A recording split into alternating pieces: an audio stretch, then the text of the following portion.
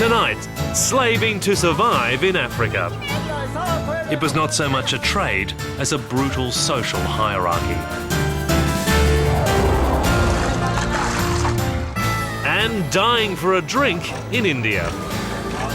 We will see an end to one of the biggest civilizations the world has known.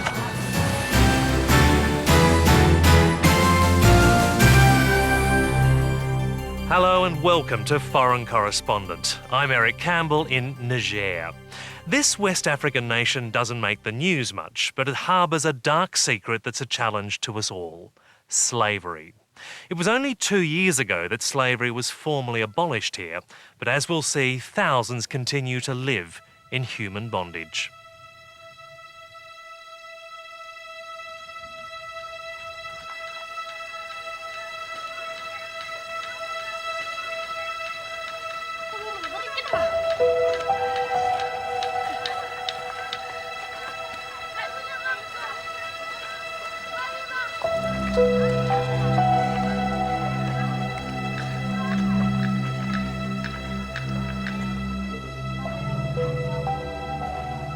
In a mud brick village in the desert of Niger, a mother nurses her newborn baby. Halima's child is sick and malnourished, but she lives in hope of giving her a better life than her own. Until she escaped 6 months ago, Halima was a slave. Her baby daughter, like her other 3 children, was born of rape by her master.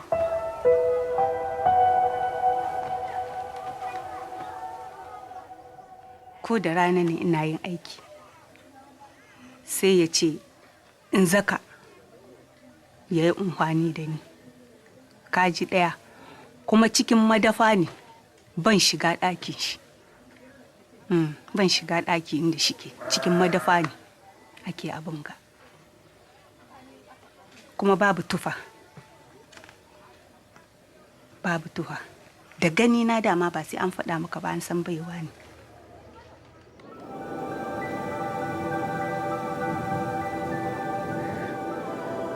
Niger is one of the world's most arid and poorest nations.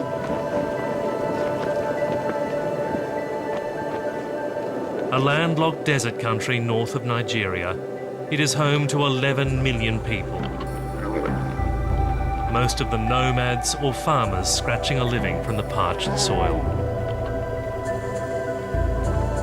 Hereditary slavery has long been an intrinsic part of its culture. The French colonial rulers tolerated the practice. The post-colonial dictators ignored it.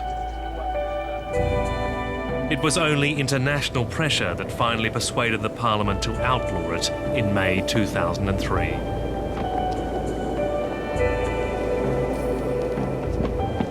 But the abolition has not meant the end of slavery. Rather, it's given the government a premise to argue the problem no longer exists. Over the past 9 days, we've travelled to some of the most remote parts of this country. And what we've found is that slavery is out of sight, but still very real. And a murky fight between those trying to free slaves and those trying to ignore them may have extinguished their best chance for freedom.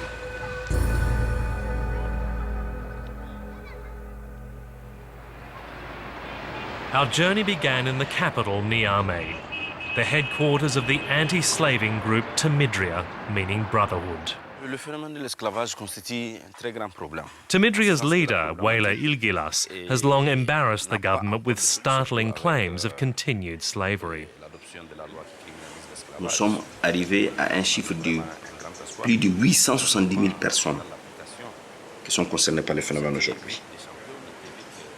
C'est que politiquement, rien n'est entrepris pour éradiquer le phénomène de l'esclavage. Au contraire, on a tendance à les nier. The reason for the silence, he argues, is this. Niamey is preparing to host the Francophone Games, a mini-Olympics for French-speaking countries to be held in December. Beaucoup de pays qui devraient prendre part au jeu de la francophonie, étant des démocrates sincères, étant des républiques vraiment démocratiques, n'accepteraient pas de venir dans un pays où, jusqu'aujourd'hui, il y a le phénomène de l'esclavage.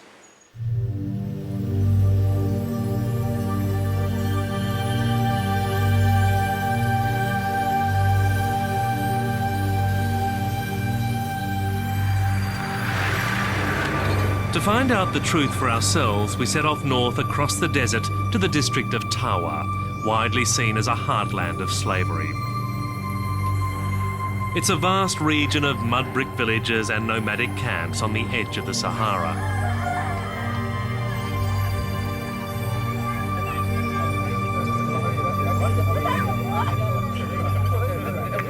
The central government has long relied on the support of traditional chiefs here to enforce its edicts, chiefs who have traditionally owned slaves.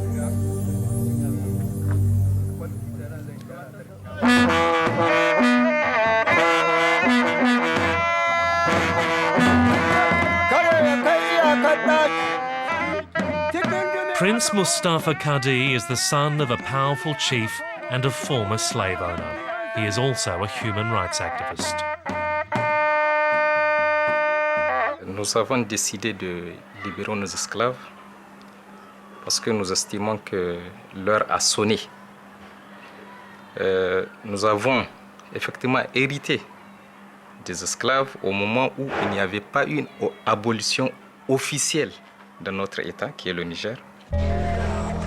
In December 2003, 7 months after slavery was outlawed, he publicly freed the family's slaves, 5 adults and 2 children who had been born into lifetime bondage.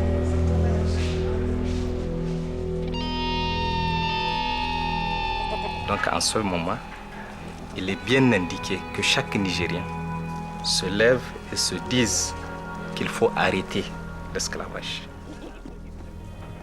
But having just outlawed slavery, the government denies that the practice continues. The Tawa governor, Ziti Maiga, who attended the liberation, now claims it was a stunt to discredit Niger. Et nous, après, quand nous avons mené des investigations, ces gens-là nous ont dit qu'on leur a contraint de venir au niveau de la réunion à la mairie de Tawa, qui ont collecté ces informations pour venir dire à ceux qui sont venus avec elle, voilà, c'est des gens qui sont esclaves au niveau de telle ou telle localité. Mais c'est archi faux.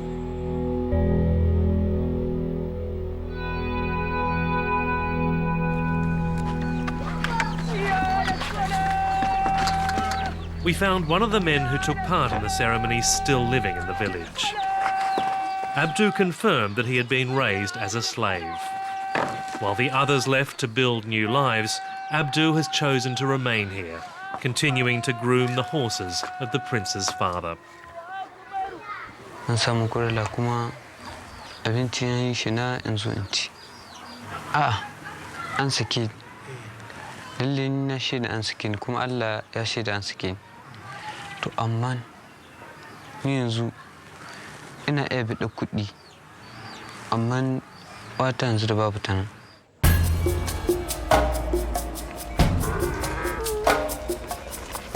Slavery in Niger has long been like a caste system, where dark-skinned members of certain tribes worked in unpaid servitude for lighter-skinned masters. It was not so much a trade as a brutal social hierarchy. Vous ne risquez pas de trouver un marché d'esclaves au Niger. Non plus un esclave enchaîné. Encore moins une transaction d'esclaves. Par contre, l'aspect qui est commun à la forme que nous vivons ici et celle de la traite négrière, c'est les humiliations, les stigmates, les étiquettes des personnes qui sont considérées comme des sous-hommes. The difficulty is proving how much of it still goes on. These days, nobody will admit to owning slaves. The law carries a penalty of up to 30 years in jail. But how many continue to have slaves secretly, and how many continue to live in bondage by a different name? We travelled further north to find some answers, guided by a Timidria activist, Algamis Amaluz. There are not even roads here between most of the villages. It is barren, unsentimental country where people do whatever they can to survive.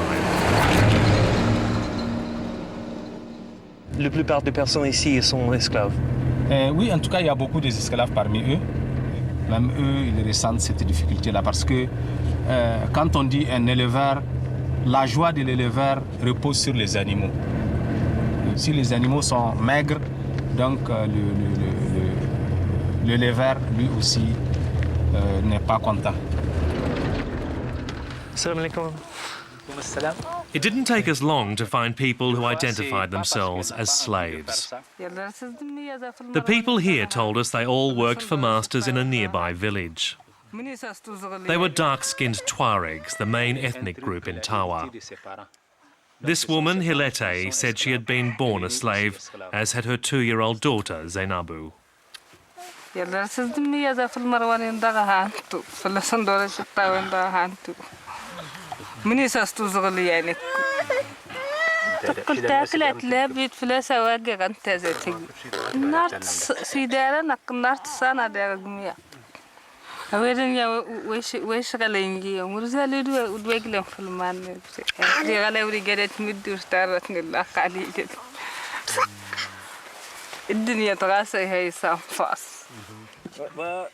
All of them had heard of the law abolishing slavery, but with no money and no family outside the village, they saw no way to escape.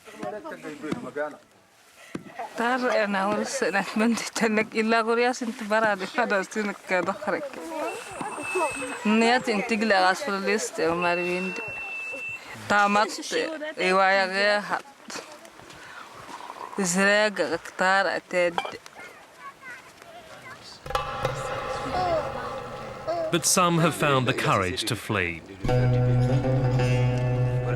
Azabit Wanagada told us she and her 5 children escaped from their master last year, after a lifetime of rape and beatings. Her family now ekes a living from this wind-blown settlement, helped by Timidria.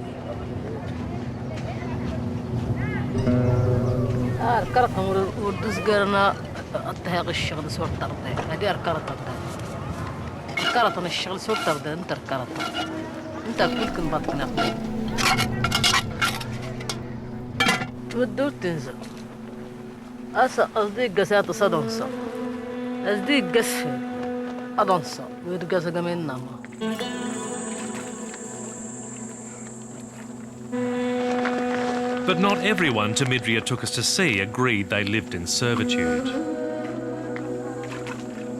At a nearby watering hole, we saw dozens of people doing traditional slave tasks, tending animals and fetching wood and water. Amaluz insisted the people here had told him they were slaves, but when we turned our camera on, they denied it. Oui, elle dit que l'eau c'est pour elle. Donc c'est ce qu'elle a dit. Mais avant, elle a dit c'est pour son maître. Mais après, maintenant, comme elle voit, elle dit que non, non, c'est pour elle, c'est ce qu'elle a dit. Donc elle a fait 2 paroles qui ne sont pas les mêmes, quoi. He tried again and got a different answer.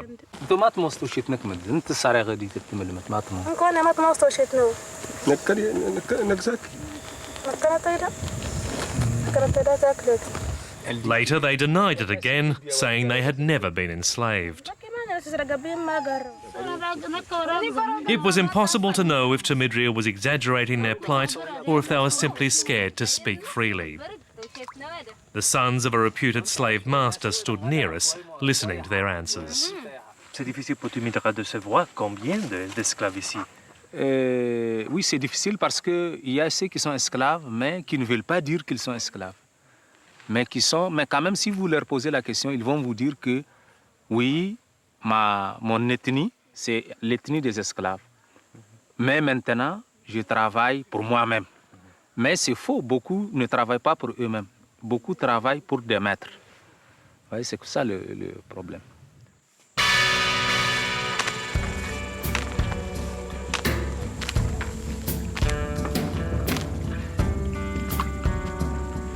That problem has made it impossible for Timidria to prove its claim that there are 870,000 slaves.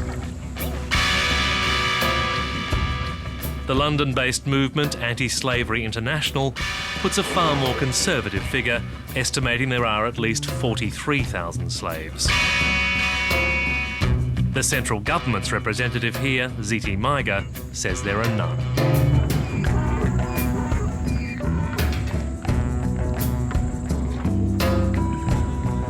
Donc c'est pour vous dire qu'à ma connaissance, en tant que gouverneur de la région d'Ottawa, je suis à la tête de cette région pour bientôt 6 ans. Jamais il n'a été porté à ma connaissance qu'il y a de l'esclavagiste qui sévit au niveau de cette région. Mais nous avons rencontré beaucoup de personnes dans votre région qui ont dit qu'ils sont des esclaves. Non, mais s'ils vous ont dit, est-ce que ces gens-là n'ont pas été préparés psychologiquement? Vous savez, Trimedia mène des actions de sensibilisation pour certainement avoir le financement extérieur. Nous ne savons pas. The government has long accused Timidria of inventing claims of slavery to get money from international donors. In March, it stopped Timidria holding a ceremony to release 7,000 slaves, claiming this letter from a traditional chief offering to free them was a forgery. Je me porte en faux contre toutes ces allégations. Je n'ai jamais reçu un franc de qui que ce soit pour organiser une telle cérémonie. At first glance, Niger appears to guarantee basic freedoms. Since military rule ended in 1999, the government has allowed opposition parties, civil rights groups and free trade unions. All can march on International Labour Day to call for workers' rights.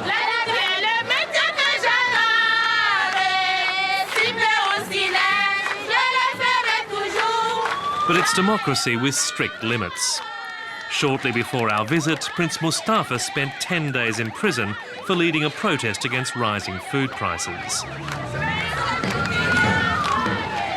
And while we were filming back in Niamey, the authorities struck again. One man who can't march today is the Timidria leader, Wela Ilgilas. He's just been arrested over his stated plans to release 7,000 slaves and charged with propagating false rumours to make money. 5 other Timidria activists were also thrown in jail. Wela a été arrêté parce que tout simplement, nous avons compris qu'aujourd'hui l'association Timidria gêne. L'association Timidria, elle fait beaucoup de mal pour le gouvernement et le gouvernement ne peut continuer à la laisser continuer son travail alors que le travail qu'il est en train de faire est un travail responsable, démocratique. Wela was released 6 weeks later after a court found there were no grounds to hold him. Even so, his detention and the criminal charges he still faces have severely stymied Timidria's activities. Suggestions of fraud have given the government a means to discredit all Timidria's claims. But what we saw during our journey left us convinced that thousands continue to live as human baggage. Working for masters for nothing more than food, their children destined to grow up in servitude. L'esclavage existe bel et bien. Mais c'est une attitude que seul le gouvernement a le secret. Nous, en tant que Nigériens, nous ne comprenons pas pourquoi le gouvernement résiste encore sur une question qui est concrète, qui est réelle. Les esclaves sont là, ils vivent avec nous. Au Niger, on ne doit détenir aucun esclave. Même un seul esclave, c'est de trop.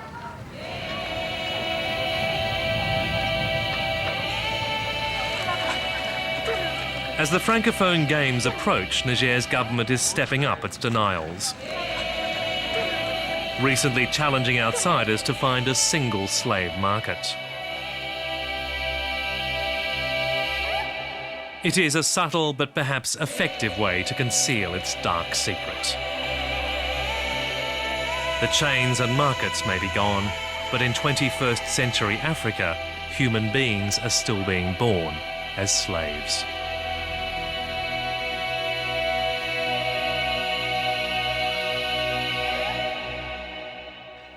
We leave the desert of Niger now to travel to the rivers of India, where my colleague Jeff Thompson ventured to the front lines of a war over water.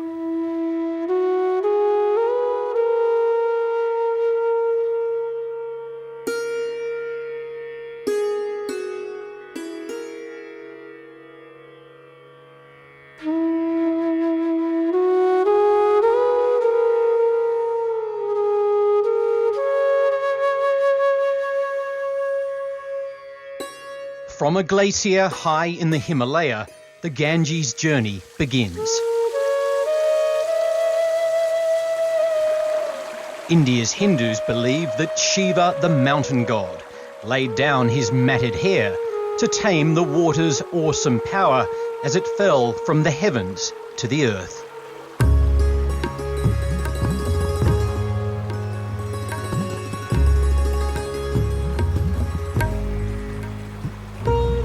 At Holy Haridwar, the pure Ganges of the mountains meets the plains at a place known as the footstep of God. With a booming economy and superpower ambitions, this country of 1 billion and counting has never been richer. But the health of its most revered rivers, the great arteries at the heart of India's spiritual and physical life, has never been poorer. Leading some here to fear that the very future of India herself might be at stake. It's here that the Ganges' great glacial flow really begins to merge with India's vast sea of humanity.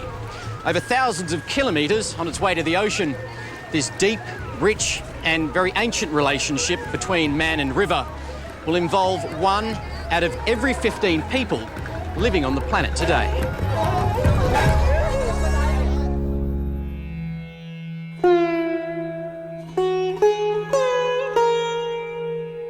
A 1,000 kilometres downriver, the Ganges reaches Varanasi, one of the holiest cities in Hinduism.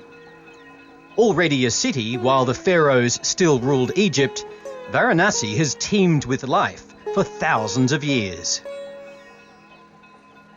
Every day, some 60,000 people take a holy dip at one of Varanasi's bathing ghats to wash away their sins.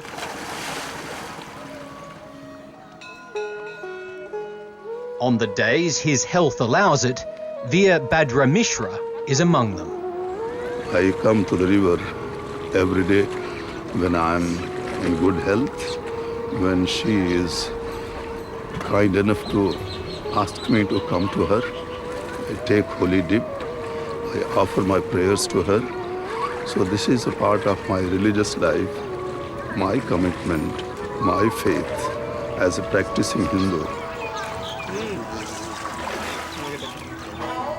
In fact, most days of his 66 years have begun just like this, with a swim and a prayer, and sometimes a sip of water. I cannot be separated from the river. Ganga is mother, divine and goddess. Nectar, this water is nectar for us. But by now, that nectar is noxious. From the Himalaya to here, the waste of more than 100 population centres, including India's capital, New Delhi, has been dumped into this sacred river. When the Ganges reaches Varanasi, the people of this city also flush their sewage into her holy waters. And Veerbhadra Mishra has spent his life trying to stop that from happening. Ganga is the identity of this country.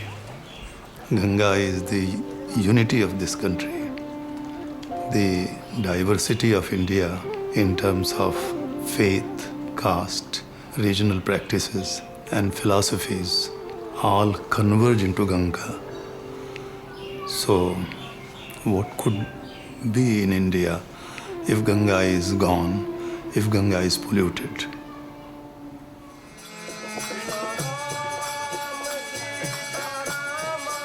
People have been touching Veerbhadra Mishra's feet since he was just 14.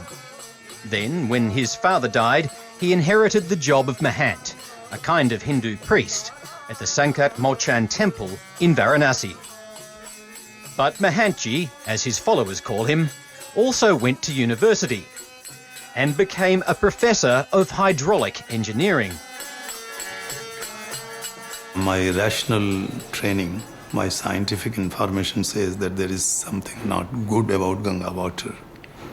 And the pollution level in the water is dangerously high.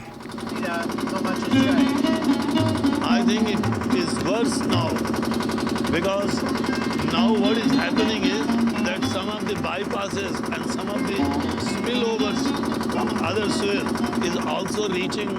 Since the early 1980s, as both professor and Mahantji, Mishra has lobbied all over the world to stop the flow of filth into the Ganges. A first Ganga action plan was launched in 1986, and sewage treatment plants were built to dilute Varanasi's waste. But unreliable electricity supplies, coupled with operational and maintenance problems, means the plants work only irregularly. And then they open the bypasses and sewage flows into the river next to where people are taking holiday. It's heartbreaking. 20 years later, Professor Mishra says the water is worse than ever. There is no other river system in the world which supports the life of so many people. And it is that river system is threatened by pollution, by urban pollution, by industrial pollution. I think the sewage and industrial pollution, they are the biggest problem of the river. It has improved. It has improved since the beginning of the Ganga Action Plan. And I don't think it is that much of a health hazard as it is made out to be. Naresh Dayal heads India's National River Conservation Directorate. He is responsible for implementing the Ganga Action Plans. He says that the tens of millions of dollars spent since 1986 have improved the water quality at Varanasi. But it's still far from being fit for human bathing. Certainly, it needs to be improved further. That's not our case that it is an absolutely bathing quality. It has not yet reached bathing quality, but people do bathe in it, and most of them are none the worse for it. Just downstream from Varanasi is the small village of Sarai Mahana. The Varuna River mixes its poisonous load with Varanasi's waste, right on the edge of the village. So we have spent money, but we couldn't stop this flow of sewage into the river. And Professor Mishra is appalled at what we find. And all the new development has got no sewerage scheme. It is under the toilet of the whole city of Varanasi. The water here is black, it stinks, and methane bubbles are coming just from the bottom. So it's thoroughly, I would say, polluted water. And carrying sewage from the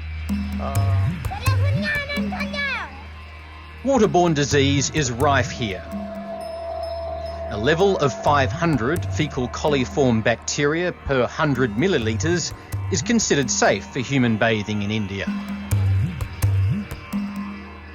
But in this part of the Ganges, the coliform count can reach an extraordinary 370,000 times the acceptable limit.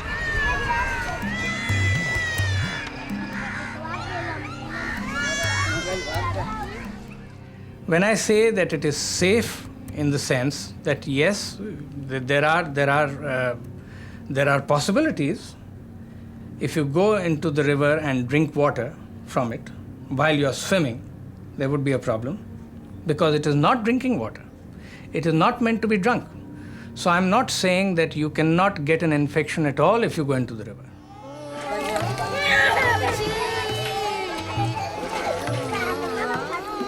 The people of Sarai Mahana tell a very different story.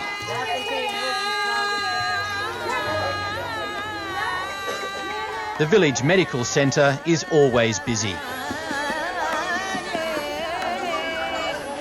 More than half of the people who come here are seeking treatment for waterborne diseases. I am getting daily more and more cases, not downwards. That is, the cases are going upwards. So the pollution and the effects on people's health in this village is actually increased? Yes, both of them. You can see that still some sewage is flowing, but it's not the peak hour, that's why... With the help of American academics, Professor Mishra has designed a way of treating Varanasi's sewage without the need for electric power. He wants to lay a sealed pipe underneath the Ghats and use gravity to divert the waste downstream and into a series of treatment ponds. We can cure the problem just by stopping the sewage from flowing into the river. As an engineer, as a person who has taught water resource management all his life, I believe that this is a simple thing. This can be done.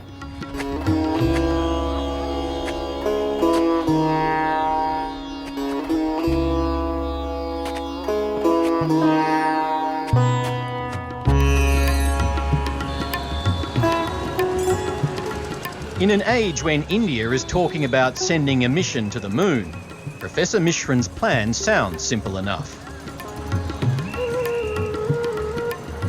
But India's government insists that despite their failings, more electric-powered treatment plants are the way to go.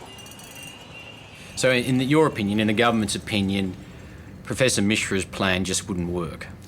Yes, the experts whom we had put on the job, who had appraised it, found that it was not feasible. Why not? I'm not an expert. I think you'll have to go into that report.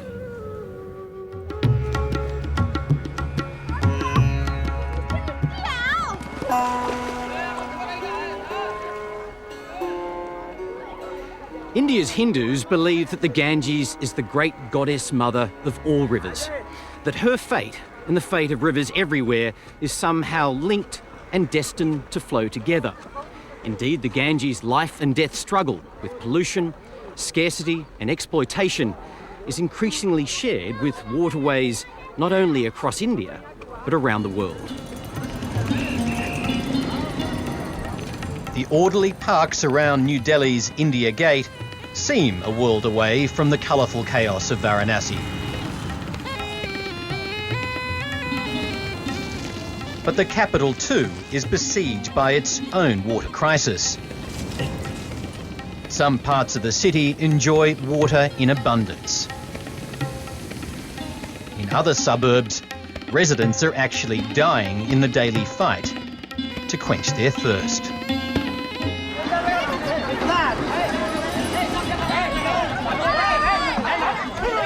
Government water tankers arrive at the Dwarka resettlement colony in New Delhi's southern fringe for the first time in 6 days. The community swarms around the tankers, despite what happened here the week before. In the rush for water, the 13-year-old boy named Navin Giri was killed after becoming tangled in a hose and falling under a moving tanker. Navin was this man's only son. बेटे का खोने का वजह है मात्र पानी। पानी हमारे एरिया में भरपूर उपलब्ध होता तो किसी का बच्चा और कोई भी प्राणी दौड़ के नहीं जाता पानी भरने, गाड़ी के नीचे नहीं आता। सिर्फ वो हमारे बच्चे का जान गया है तो पानी।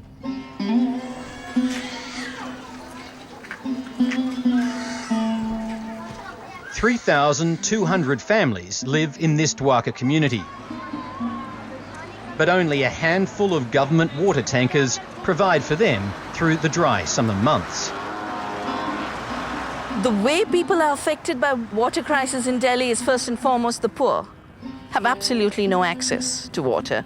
Women will wait 4 hours, 5 hours, 6 hours at one common public tap. They will wait for a tanker to come from the public utility to give water.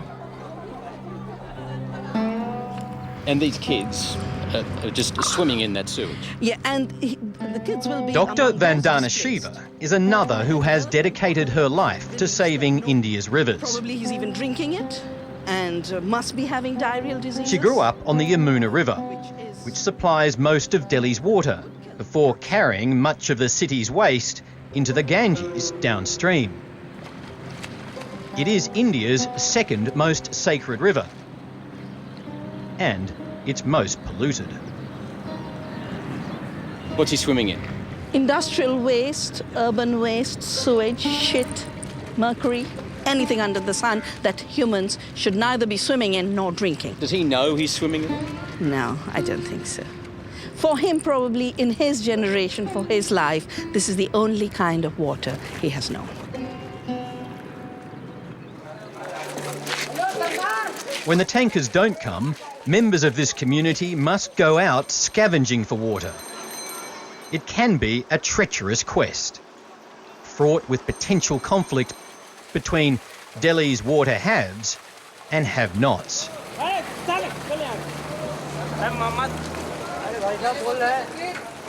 On this day, the Dwarka colony's quiet water warrior is successful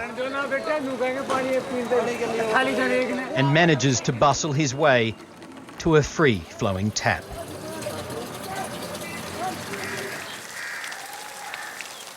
Across town, daisy gardens are drinking their fill, as they do every day. There is actually no shortage of water in Delhi. The shortage is created, A, because we are blowing up our water reserves by polluting the Yamuna. And the second is what water is there, what's clean, is then distributed in such an ugly way that the 14 million population of Delhi, more than 80% of it has no access to water. And the rest is then being wasted to wash Mercedes cars, irrigate lawns, have beautiful gardens, as if we are not in a period of scarcity. So there is no conservation mentality among the elite, and that is a water war.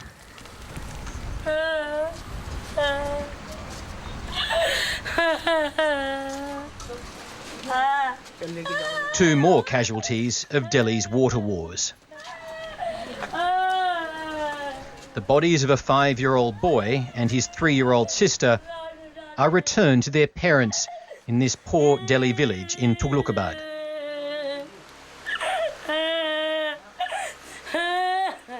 They too were killed in a water tanker rush.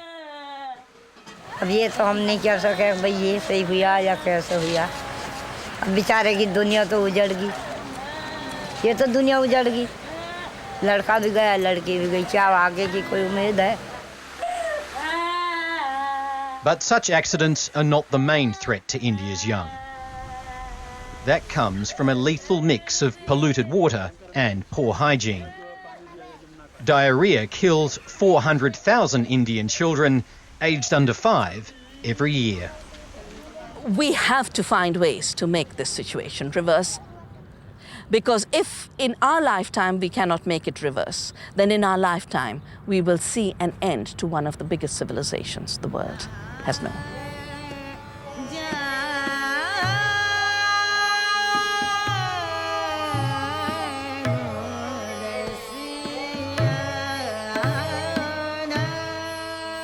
Hindus believe that at the end of life's journey, if you die in Varanasi and your remains go into the Ganges, you will go straight to heaven. But it is the survival of devout Hindus on earth which most concerns Veerbhadra Mishra. They are the people who have carried this culture and faith for thousands and thousands of years. And they are human beings So if they go on using this polluted water, one day they will die, and with them, the culture and tradition of India will die. So we say that the practicing Hindus are the endangered species of human beings, and they need to be preserved. This culture needs to be preserved at this point of time.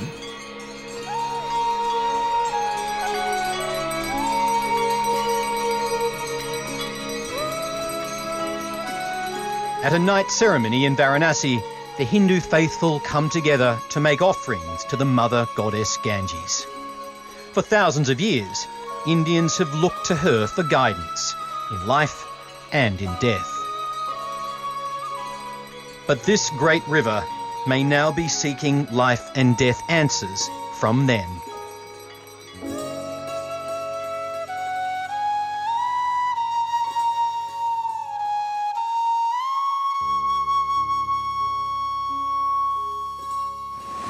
And that's tonight's program. I'm Michael Maher in tsunami-ravaged Sri Lanka.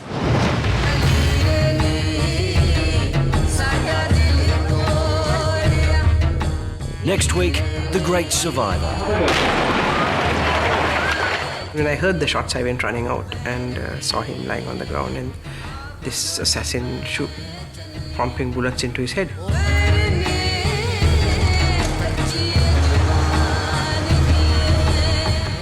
Ruling a divided country, clinging to a fractured peace.